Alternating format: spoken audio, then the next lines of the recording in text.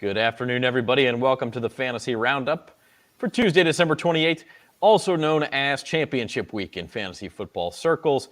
I'm Zach Ewing. That is Spencer, the Guru Urquhart. This is the Fantasy Roundup on bet.NOLA.com. It's brought to you by the Caesar Sportsbook, and we would like to remind you that you can sign up today for the Caesars mobile app and be ready for mobile betting when it comes down just after the new year. Go to NOLA.com/Caesars and get you signed up, and we can get you a $100 bonus.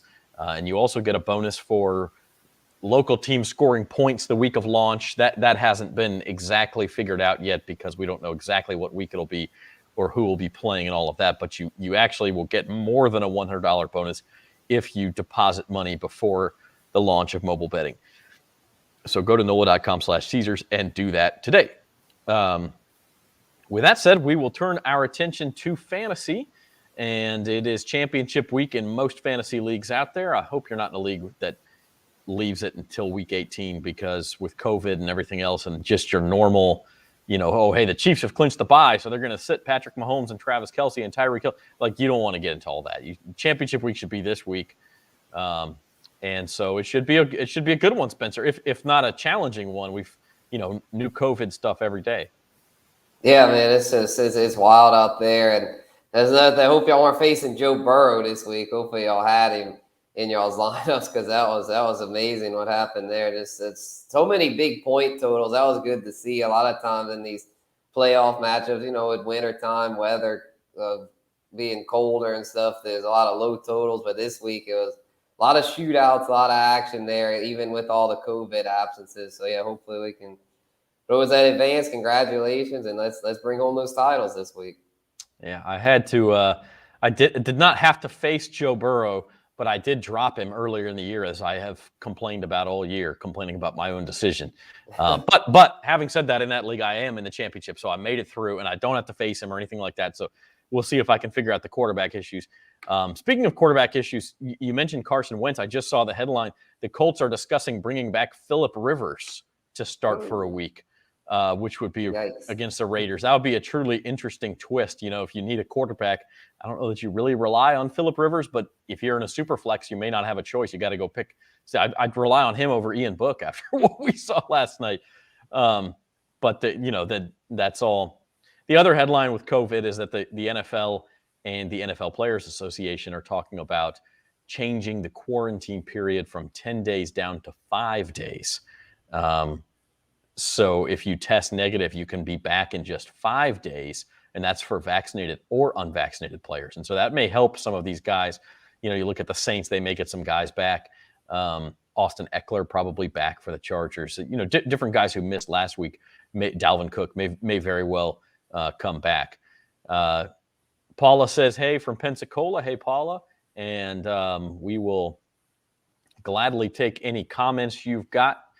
Any questions you've got about your fantasy lineups? If you're in the championship, if you're in that third place game, maybe a third place game sometimes is more stressful because if you want to make the money, sometimes you got to win that third place game. That's the money round. Or if you're, maybe you're in the consolation bracket and playing for the number one pick next year. So we're here for you. You got DFS questions, we can do that as well. But as we always do, we're going to start with the look back at last week, and Spencer previewed it a little bit with Joe Burrow. And what a week Mr. Burrow had. The third highest passing total in history, 525 yards. He is your number one quarterback for week 16. Dak Prescott, it's good to see him. We talked about him a little bit last week, Spencer, and you said hang on to him, keep starting him, and you were right. 31 points against the Washington football team on Sunday Night Football. And some more familiar names there in Josh Allen and Patrick Mahomes. How about Zach Wilson? I hope nobody lost a fantasy matchup because of Zach Wilson, but he came up with 23 points as well. Yeah, that was wild. Yeah, he had that crazy run where he tiptoed, almost went out of bounds, and then got the touchdown there. And beat Trevor Lawrence, beat the guy that was drafted one spot ahead of him.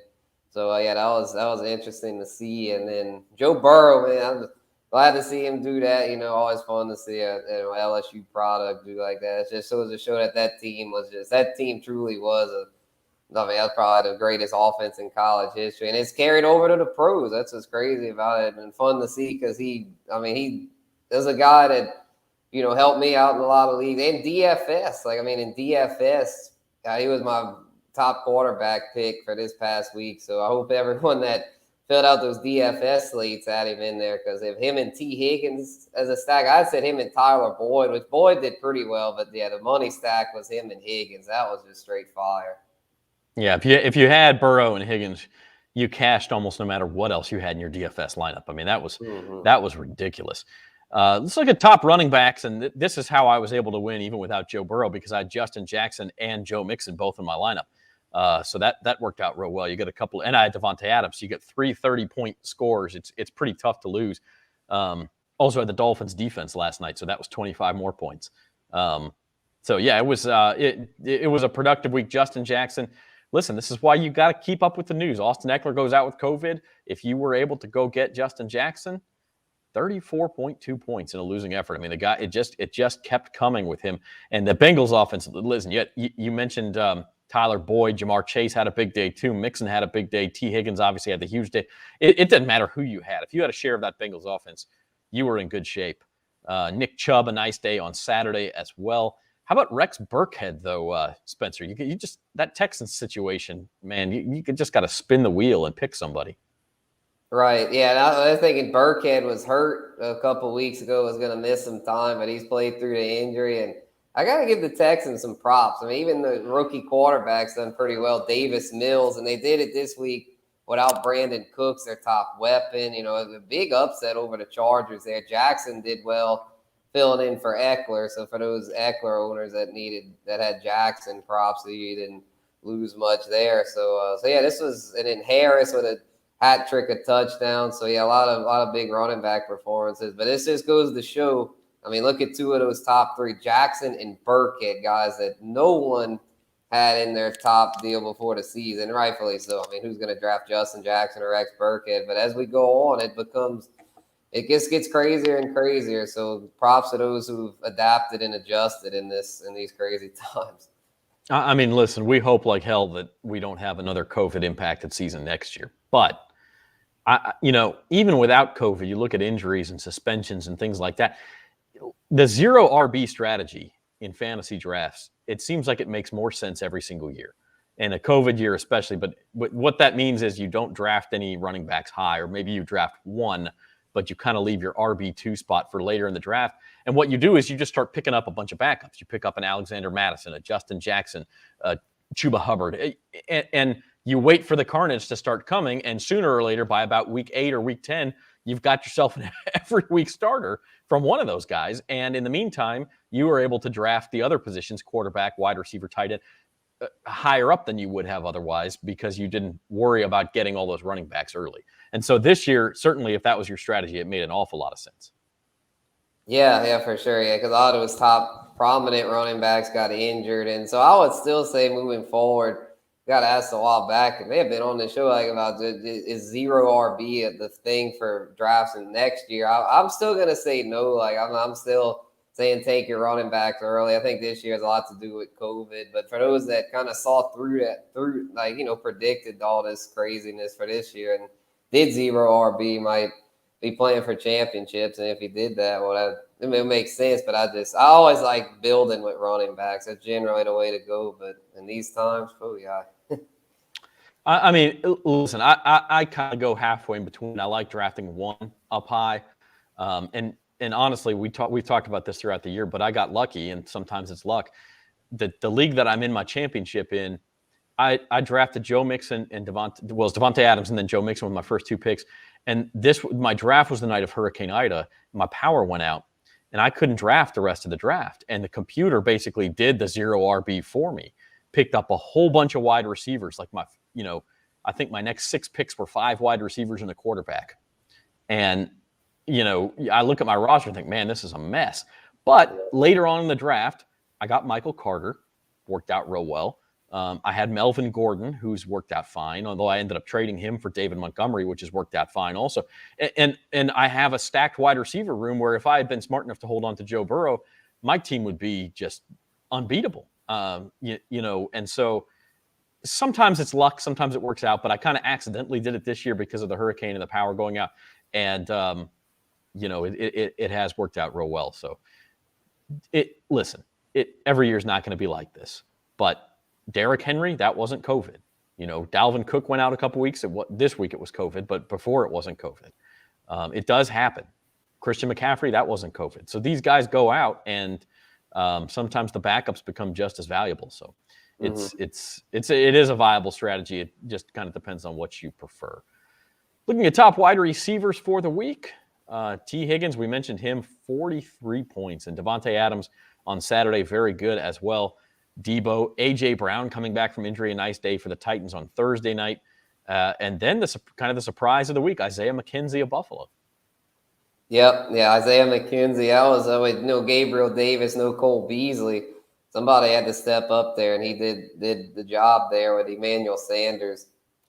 Still a bit banged up, so he was really the only big surprise here. But I mean, A.J. Brown was one. I was in a 10-man league where I had a lot of other good options. I was like, yeah, I don't know. A.J. Brown coming off injury might be a little slow to start. Boy, was I wrong about that. He came out as if he had been playing all year. He's had a great game. Adams and Higgins, of course, did well. Then Deebo, just money in the bank week in and week out. So, yeah, a lot of the top dogs up there. Receivers generally are money in the bank for the playoffs. Like Cooper Kupp was up there, too. If you have that elite receiving core, then chances are you've made it pretty far. Yeah, no doubt about that. I mean, you especially in PPR now that most leagues are PPR, boy, you can really rack up some points if one of these guys has a big day, and you see that with Higgins, 43 points. We'll talk more about the Bengals, Spencer. A lot of times I hate to rely on an offense to have 2 big weeks in a row. Because that's just really not how the NFL works. That's a betting strategy too, is like people overreact to 1 week, and so you go the other way the next week, and a lot of times it's profitable. But in this case, the Bengals playing the Chiefs in championship week, that game just has shootout written all over it.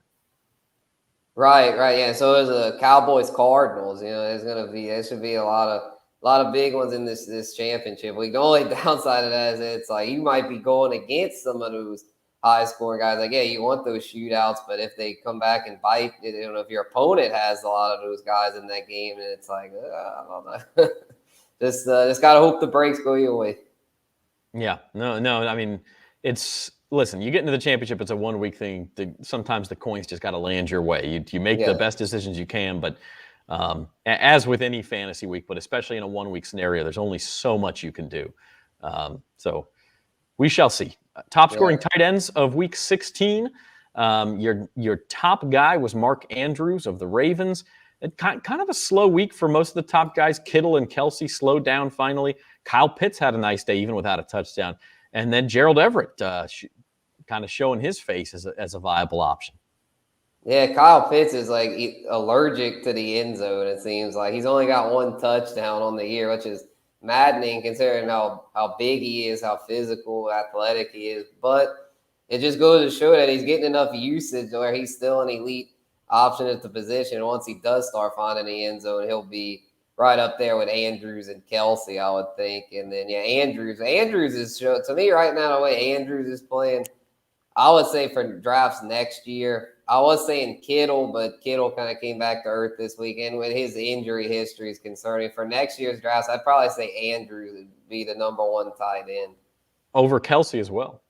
Yeah, because Kelsey will still be up there, but he is getting a little up in age, and he has had a few off weeks this year. Like, I think Kelsey's, I'm not going to say his days of being elite are over, but I think his days of being number 1 overall at the position are about over. I'm thinking it's going to be Andrews being the top guy. He's just really taken over there in Baltimore. It's the clear-cut top weapon. Yeah, I mean, I think it's safe to at least say Andrews is in that tier with Kelsey and Kittle, and maybe he's replaced Darren Waller in that tier. Waller with health concerns, if he's healthy, obviously he's going to get drafted, but he may not be in that super elite tier. So as we always do, we picked an MVP, our fantasy star for the week. They happen to be from the same team this week. You might be able to guess who they are. So Spencer, you go first. Yeah, this was pretty straightforward. I mean, I had to go with Joey B. It was just the highest score by a quarterback this year by 6.8. Wow, that's like actually that's just this week, not for the year. Oh, okay. But yeah.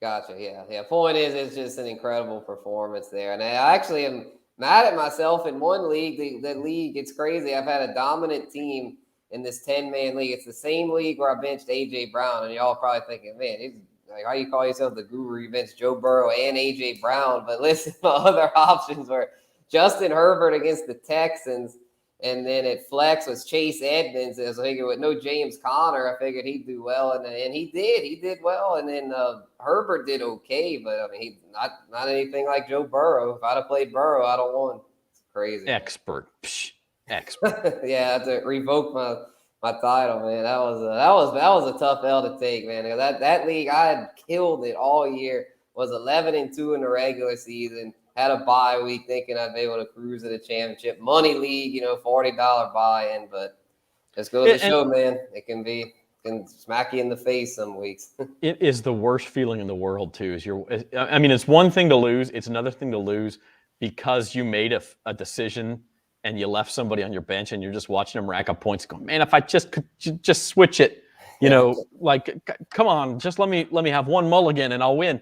It's the worst feeling in the world. And I think, listen, that may be a lesson. And again, some of this just comes down to luck, but it may be a lesson in overthinking it. Sometimes you overthink things. If you go with the guys who got you there, more often than not, you're going to be okay. It doesn't mean every time. It doesn't mean Spencer doesn't know what he's talking about. But sometimes it is just better to keep it simple. Right. Yeah. But to be fair, Herbert was the guy that got me there. So, like, I figured I'd just go with him. And he did okay, but he just, not quite as good as I was thinking. And then Burrow just comes in and blows up. Yeah. And he actually almost had more. He almost had another touchdown pass in the fourth quarter that got reviewed and wiped out. He could have come very close to setting the NFL record for single game yardage and added another touchdown. So my fantasy star is the guy who caught 12 of those passes, and that's T. Higgins. I'm sure y'all saw the highlight, the one catch he had on the deep ball where he just out-leaps the defender, high points the ball.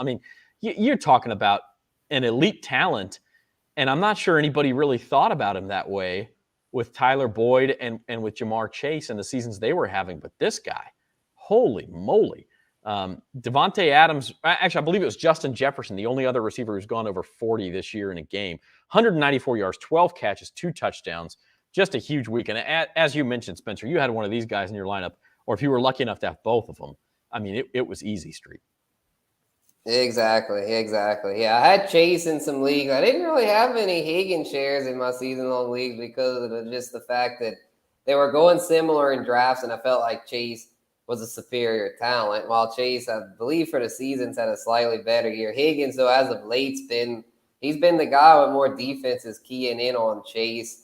And while the Ravens, their secondary so banged up, they couldn't stop anybody. And they all did well. And they might have a little tougher time this week against the Chiefs, but I just feel like they've got enough momentum to where they're still must starts. Yeah, and if anything, especially those guys in the passing game, they fall behind. They are going to throw it a lot. And I'm happy with Burrow in my lineup. I'm happy with Higgins. I'm happy with Chase. I'm starting all of those guys. Got a quick question on YouTube from Richard. Is Gerald Everett a viable tight end play? We just talked about him. I think he is. It obviously depends on your other options.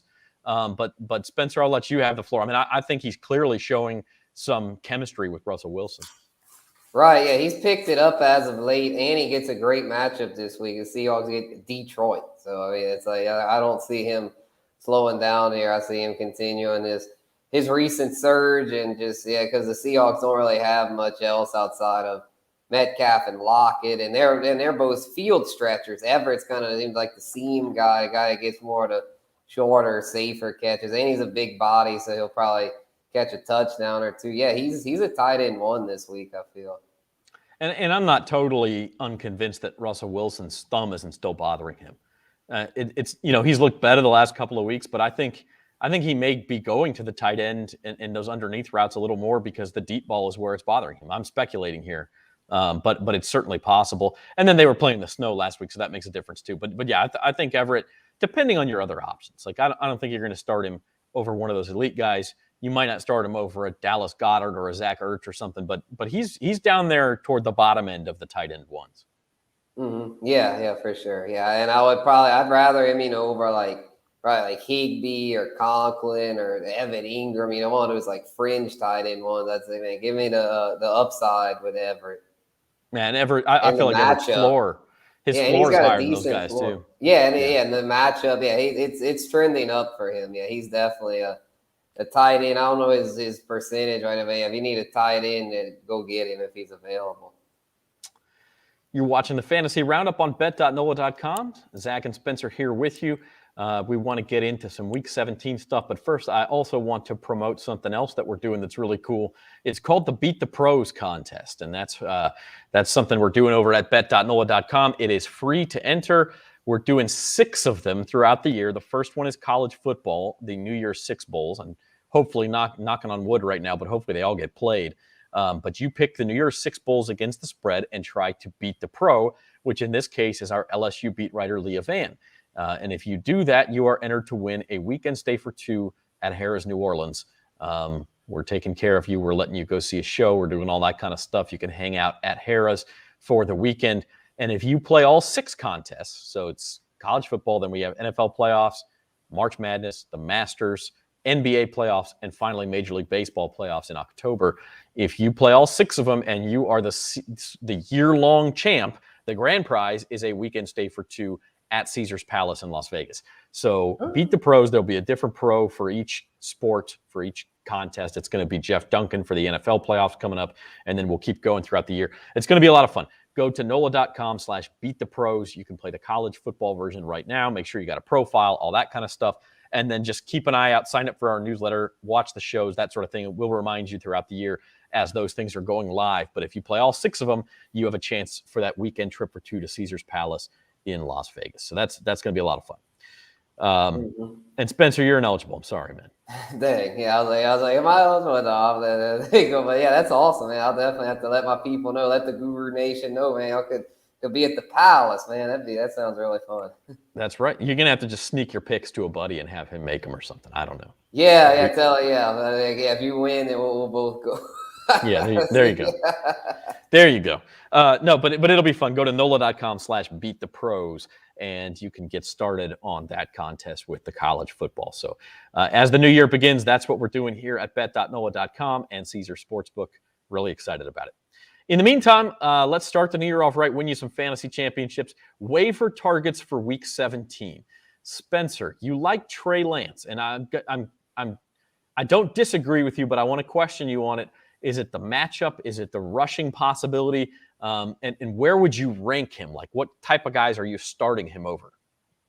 For sure, yeah, I'd say it's actually a little bit of both. I feel like it's the perfect storm. Like he's got that rushing upside, but if it was a bad matchup, like if he was at New England, I'd be like, nah, I'm not messing with that. But he gets the Texans, and I mean the Texans are, as we all know, aren't a very good defense, and their offense lately has been showing signs of life. So I think this game could be fairly high scoring. Davis Mills has done pretty well as a rookie. 2 rookies there with him and Lance could be. It should be a lot of fun, and thinking that could be with Lance's rushing. Like even if he's a little off as a passer, he should still be able to rack up those rushing yards and be. I would rank him ahead of the likes of. Wentz is out. Let's say Derek Carr, I'd rank him ahead of him. Rank him ahead of Big Ben and Baker. Rank him ahead of. This is about where I draw the line. Be Kirk Cousins. Like I don't know if I'd quite him and Kirk Cousins. I'd say are really close. Like because Kirk Cousins, at Green Bay in prime time. I know Kirk's had a solid year, but I'd probably just say go ahead and play Lance because Green Bay's defense has been solid, and we all know Cousins doesn't perform well in prime time. So I'd probably say that would put him around in the 10 to 12 range. So I'd say he'd be a low-end QB1 due to the rushing and great matchup put together. How about Trey Lance versus Taysom Hill, assuming Taysom comes back? Oh, no, that's interesting. I think that kind of depends on the Panthers' COVID situation. Like, because the Panthers have a pretty stout defense. If they're relatively healthy, I'd probably rather Lance. But if they have a lot of guys out, then I'd say Hill. All right. But that's the sort of talent you could be looking at. And Taysom, listen, before the Bucs game, and he wasn't very productive in that game almost by default. They weren't asking him to do much, but Taysom had some big fantasy weeks. He had a big fantasy week the week before against the Jets. and he had some big ones last year as well. So and against the Cowboys, he had a big week as well. Even though he didn't play that well in real life, he had 4 picks, but he still racked up a lot of rushing yards, still got you some points in fantasy. So it's, I think that's sort of what you're looking at with Trey Lance.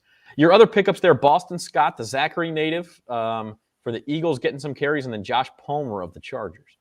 Right, yeah. Scott, I think, could be in line for a big game this week. Miles Sanders is out with a broken hand and a great matchup against Washington, so more opportunities. Kind of like with Lance, with Jimmy Garoppolo out and a great matchup. Just kind of things falling into place for them to have big week 17s, and then Josh Palmer too, with Mike Williams being unvaccinated, likely out this week. I think Palmer should continue to thrive in a prominent role there, and I think Keenan Allen will do better this coming week, but I still think Palmer and that high-volume passing attack has a shot to at least be a solid flex play. Yeah, you just can't stress it enough that you've got to pay attention to the news. You've got to see who's coming back. If those guys all of a sudden, the NFL changes the rules, and on Friday you get some guys activated from the COVID list, you've got to be on top of it. I know everybody's got jobs or school or whatever it is, and you've got to, but put notifications on your phone for Adam Schefter, who, a couple of key Twitter accounts. Get that news, get into your fantasy app as soon as you can, and do what's necessary, because it could win you a championship this week. It really could. Right. My waiver wire targets, and I try to pick different ones than you because I like Lance as well, Spencer. Cam Akers is an interesting one. This kind of depends on your situation at running back, because again, the word is, and again, you got to pay attention to the news, but the word is that he may come back for the Rams and play against the Ravens this week, which is incredible in and of itself, that the guy's come back from a torn Achilles that he suffered in late July to come back and play this year. Like that's a medical miracle. But if he does, the guy's super talented. The only question is, they're probably not going to push him. So if he's only getting 8 carries, you don't necessarily want the guy. But how desperate do you have to be at running back before you would go start Cam Akers? Assuming he's activated. Right, yeah, I would say pretty desperate, because it seems like Sony Michel is the clear workhorse over there. But if something would happen to Michel, like if he would get COVID or something, then at that point, yeah, Akers would be pretty viable. And yeah, he is a good depth piece. if you need to just add depth, he would be. If you've got a good roster and you would just want to add a depth piece, then yeah, he's somebody to keep in mind. And then I went with Rashod Bateman of the Ravens. I really think seeing what he did with Josh Johnson at quarterback makes you think that no matter who the quarterback is, the Ravens are realizing that this guy is a weapon. Other teams are having to focus to take away Hollywood Brown. Rashod Bateman he feels like a guy in what could be a shootout against the Rams. Like, he's going to get targets, and so if you need some help at receiver, he's a good guy to pick up. And then, listen, you're in the playoffs now. It's a matchup time of year. And if you've got, say, the Packers defense and their fairly tough matchup with the Vikings, or you've got a defense that you've ridden for a while, but they've got a fairly tough matchup, look at the Bears. They're only owned in 13% of leagues, and they're playing the Giants, who don't have Daniel Jones, who have been awful. They haven't been able to move the ball against anybody. They couldn't even move the ball against the Chargers defense. The Bears are going to score some points on defense this week. You could do a lot worse than starting them. Yeah, that's a great streaming option, because the Giants right now just can't get out of their own way. Even Saquon Barkley is terrible right now. I don't even know if I'd feel comfortable starting him because the whole offense is inept. So yeah, the Bears defense is, I would go ahead and do it, because they're not a great defense. Like, they're not like the old Bears defense by any means, but just anybody against the Giants is worth a dart throw, I feel like.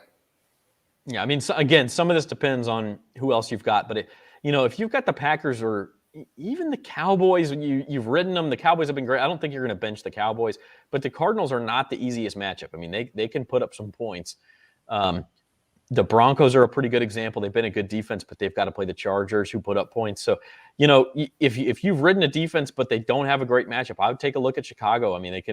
They can certainly shut down the Giants, you would think. And again, we'll see what happens. But the Bears defense has played pretty well for a couple of weeks now. Let's turn our attention now to DFS. And again, if you are not still in your season-long playoffs, you can still make some cash. DFS, we use the DraftKings values here. Who have you got as a good value, Spencer?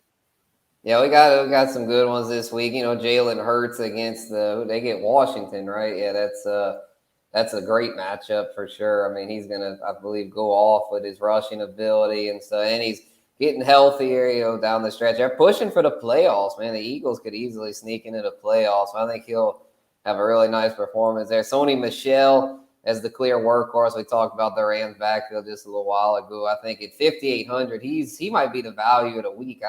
I'm very surprised that they didn't bump his price up a lot after last week being the clear focal point of that backfield. Now Darrell Henderson out of the picture, being on IR. Christian Kirk also a nice value at 5,800, what should be a high-scoring affair against the Cowboys. He's now the prominent weapon there in Arizona with no more DeAndre Hopkins. And Gerald Everett, another name we discussed earlier, against Detroit. I think he should have a nice week and is a really nice value there at 4,100. Yeah, we talked about Everett, and I actually almost put him on my pickup list too. I know Richard had asked the question. He's available in a lot of leagues too. I think he's around 20% ownership, so I like the Everett pick quite a bit. I'm facing Sony Michel this week in the championship. I'm worried about that because you're right. It's a total funnel. I hope Cam Akers does play and takes 12 carries away because Michel's in a smash spot there. Yeah, against Baltimore, who's reeling on defense right now. They haven't been able to stop anybody. Yeah, and I'm picking on the same defense with my DFS values. I'm going with it, and this is priced up a little bit. 7,100 is not a cheap quarterback by any means, but I think Stafford has a chance to go 25 plus points, and so I think that's a value there because the Ravens. I mean, listen, we saw what Joe Burrow did, but everybody's been doing it to the Ravens. Aaron Rodgers did it. I mean, Matthew Stafford's certainly capable of going for 350 plus yards with 3 touchdowns against the Ravens. And I like Tyler Higbee. I mean, the Ravens have been among the worst teams in the NFL at defending the tight end. And so I'll take Higbee at just 4,000 and take my chances there. I also took a look at Odell Beckham. I ultimately went with DJ Moore there. And my thought there is, and this could change if Malcolm Jenkins comes back for the Saints, but think about last night's game. The Saints put Marshawn Lattimore on Davante Parker and shut him down. And they often do that with outside receivers. Davante Parker didn't have a catch. I think he only had like 1 target in that game. But it was the guy who lined up in the slot most of the time, Jalen Waddle, and does a lot of crossing patterns and stuff. They had a lot of trouble with him, and that's DJ Moore for the Panthers. So I could see him really being a value there. And my last pick there, trying to get a piece of that Chiefs-Bengals game, and Darrell Williams, a pass-catching back. Clyde Edwards-Helaire probably out. Again, check the news, but at 5,800, I see a lot of value there. Yeah, I like Darrell a lot, because they're going to they've been, they get a lot of goal line opportunities, so he should be the guy with no CEH in the fold. And then, yeah, the Ram stack could work out really well. You got to think with the Ravens adjust, but the problem is they just don't have enough healthy bodies. So, yeah, I could see the Rams really carving them up. Yeah, I mean, the Ravens have COVID issues, and some of those could be alleviated, but they also have injury issues. They remind me a lot of the Saints.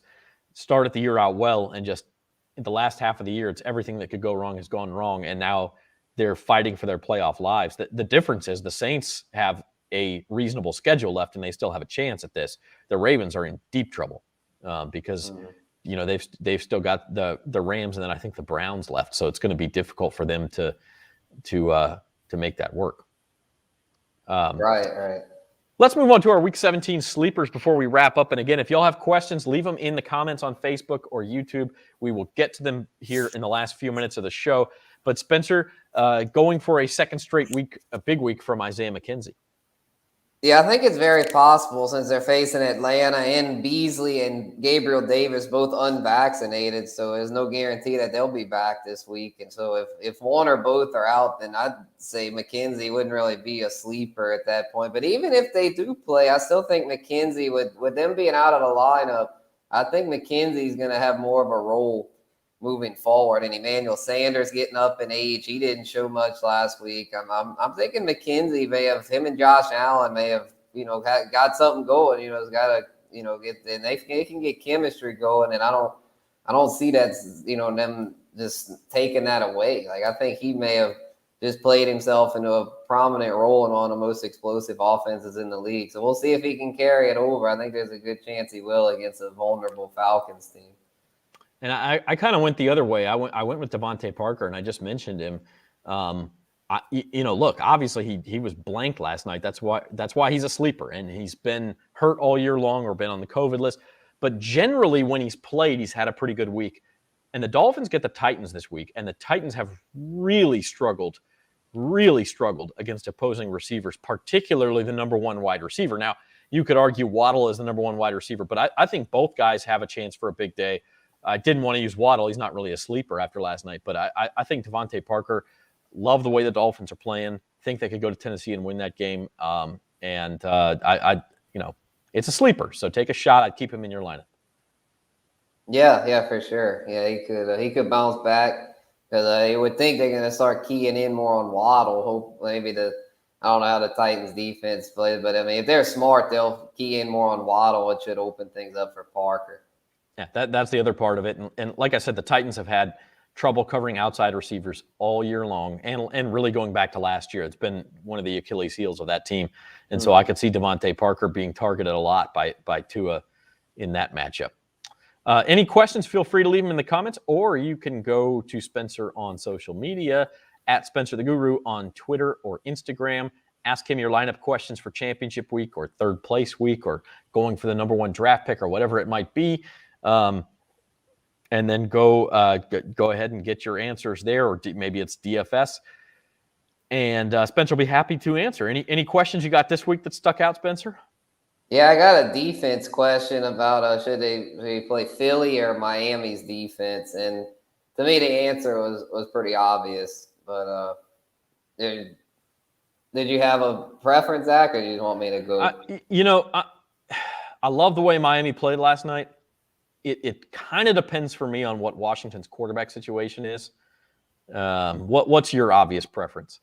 I would say Philly because with Washington, man, they just look so bad right now. Heineke look clueless out there, and Philly's done really well on defense lately. They've got something to play for. Washington's basically out of it. Where Miami against Tennessee, that's a potentially tough opponent. So I would say definitely Philly here.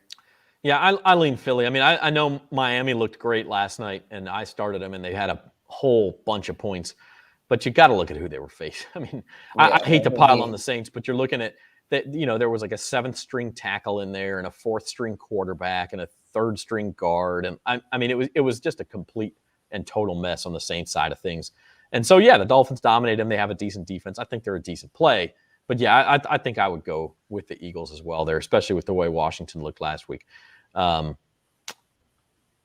I think that about wraps it up for us. We're looking at some more COVID news. Again, keep an eye on that news. Carson Wentz out. And it's going to be wild. Bruce Arians out for the Bucs. Whatever will Tom Brady do? Yeah, whatever will Tom Brady do? It's just a complete mess. And so if you've gotten to this point, you probably know it, but you've got to keep an eye on the news, and you've got to be the first one to react in your matchups. It could make or break the difference between first or second place. Spencer, any final thought from you?